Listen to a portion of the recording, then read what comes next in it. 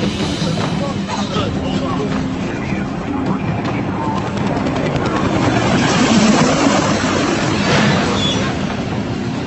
we've got our 3 wounded GIs on board. At least one of them is hit.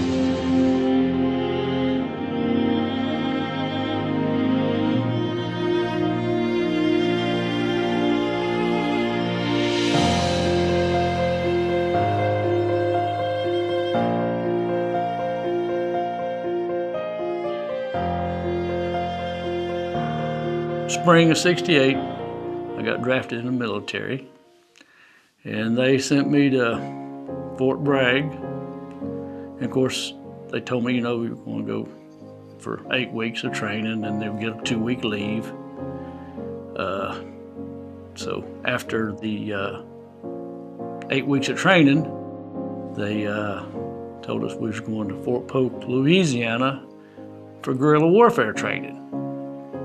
So we went down to Fort Polk, got down there, and a great big sign out in the middle of the field there said, 99% of our men go to Vietnam, and the other percent goes AWOL.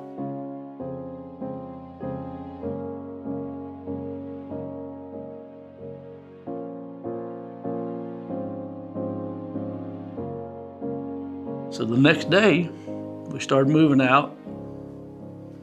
Lo and behold, we get ambushed again. 3 different little firefights. Still laying there, can't do nothing. The fear is just terrible. And a guy moved up beside me and says, we don't have to get up there and get them, but they're gonna get us all. And I moved. I didn't shoot nobody, I didn't do nothing, I just moved. And it came a little easier, little by little after that. But I was just thinking, I'm not gonna make it through this deal.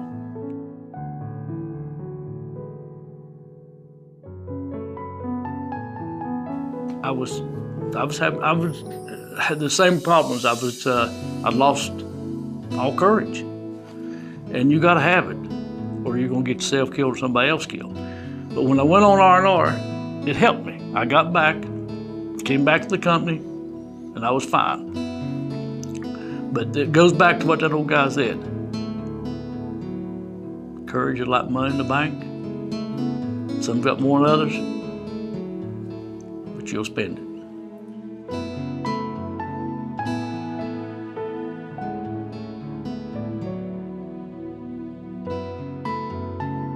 I got a good friend from Chicago, double amputee. He lost both legs by a claymore mine, one of ours.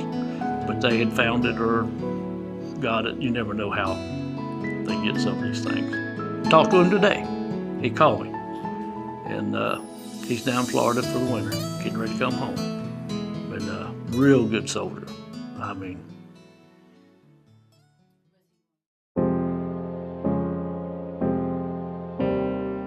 one of the guy that pulled up beside me that day that saved me, he got me moving, just died about 3 months ago with stomach cancer.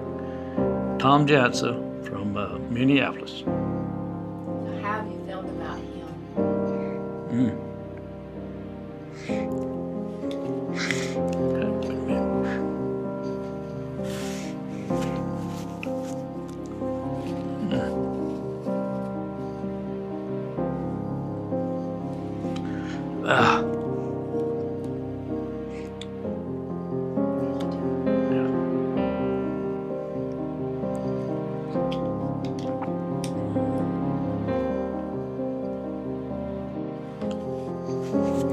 Well, I hadn't talked about him really. I mean, we've met a lot of times and done stuff together, but just a hell of a soldier.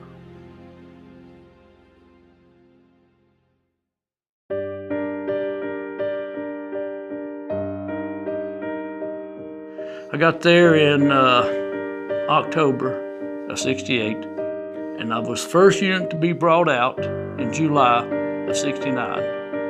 The 9th Infantry was the first unit to withdraw from Vietnam. After I came back, I could tell that the vibes wasn't real good about the war. And you didn't know that over there. So I wouldn't even tell them I'd been over there. It wasn't worth it to me to listen to it, and I wanted to get back into society and get a job. I went to get a job at the railroad, and everything was fine. I had the job, and all of a sudden, I didn't have it.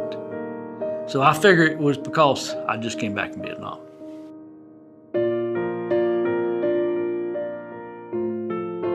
Didn't tell a whole lot of people until '82 when they did the dedication of the Vietnam Wall. I went up there. Well, I wasn't going to go. A buddy of mine that was not a veteran bought the tickets and said, we're going.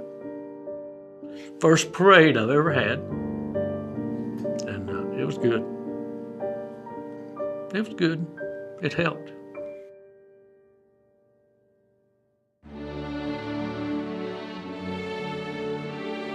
I'm very happy to say that in this part of the country, this part of the state, we do collectively and relatively a very, very good job taking care of our veterans.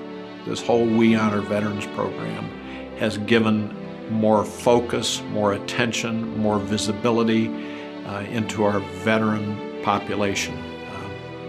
Seems to be a greater percentage of veterans in hospice, and we're able to recognize them. And I think it's just an additional aspect or an additional feature of Four Seasons and what we're able to do. And my hope is that this is, I hope every hospice organization in the country is doing this. But I think we are doing a great job with this. And hopefully we're going to continue it and make it even stronger.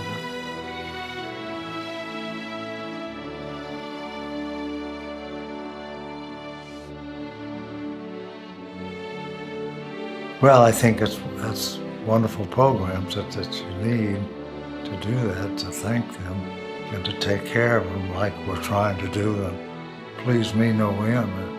If I can be of some help to the organization, I'm all for it.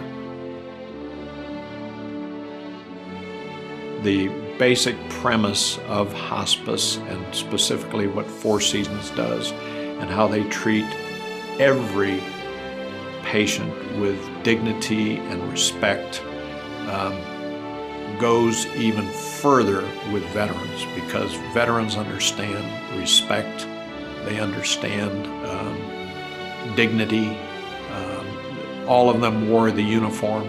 I think as a veteran or as a member of the community who feels the importance of veterans' causes, and especially this cause, to say a final thank you to our veteran, or to take care of veterans who otherwise may not be taken care of at the final stage of their life, is critical. As the cycle of life comes around and they're nearing the end of their lives, to kind of close that out, giving them the respect and the dignity. Some of them, it may be deep down inside, but this brings it out. And we see these people who may be unconscious, or maybe all they have is breath and their heartbeat, and they will bring up a hand and salute. That is meaningful, and that's the respect and the dignity that we can bring to these veterans. Why should we support the Veterans Program? Well, if we didn't have veterans, we wouldn't have this country. So that kind of sums it up right quick, I think.